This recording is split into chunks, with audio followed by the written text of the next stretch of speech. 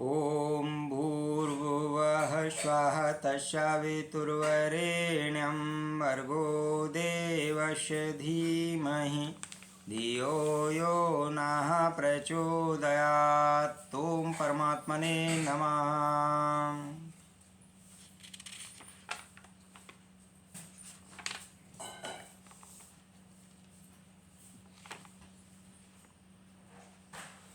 ज्ञानात् दलित कर्मायो लोकदृष्ट्यापि कर्मकृत नाप्योत्श्वासरं कर्तुं वक्तुमेव न किंचन।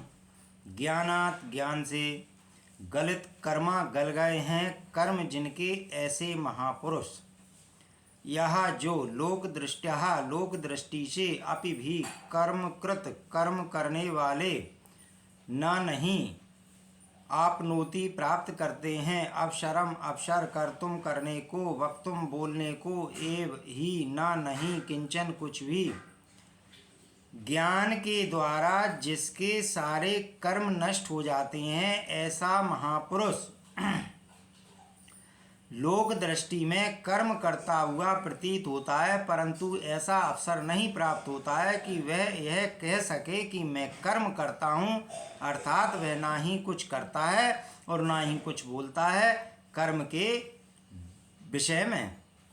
कर्म तो ज्ञानी तथा अज्ञानी दोनों ही करते हैं, परंतु दोनों के कार्यों में बाह्य अंतर न होती हुई भी आंतरिक रूप में बहुत बड़ा अंतर होता है। ज्ञानी के कर्म स्वभाव से होते हैं, लोक कल्याणकारी होते हैं, आवश्यक तथा समर्पित होते हैं।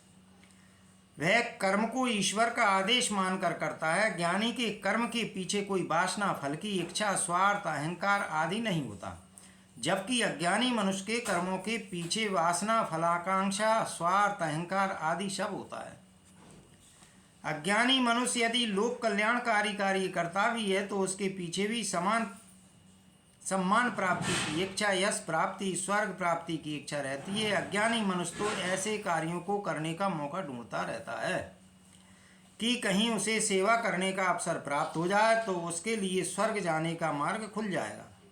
उसको लोकहित सेवा, समाज सेवा, दान पुण्य, धर्म इत्यादि में दूसरों की चिंता नहीं होती है। चिंता सिर्फ स्वयं के स्वर्ग प्राप्ति की होती है, जिसके लिए वह अवसर ढूंढता रहता है। परंतु महर्षि कहते हैं कि ज्ञान के द्वारा कर्म का नाश हो जाता है, इसलिए ज्ञानी मनुष्य को कर्म करने की आवश्यकता ही नहीं होती है।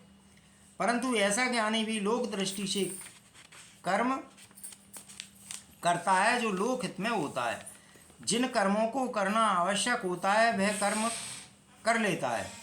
वह स्वर्ग प्राप्त करने की इच्छा से या फल आकांक्षा से कोई कर्म नहीं करता, ना ही ऐसे कर्मों को ढूंढता है जिसका फल प्राप्त हो, और ना ही वह यह कहता है कि मैंने ऐसा किया है, क्योंकि वह निरअभिमानी होता है। यही कर्म की कुशलता होती है जो सिर्फ ज्ञानी को ही प्राप्त होती है।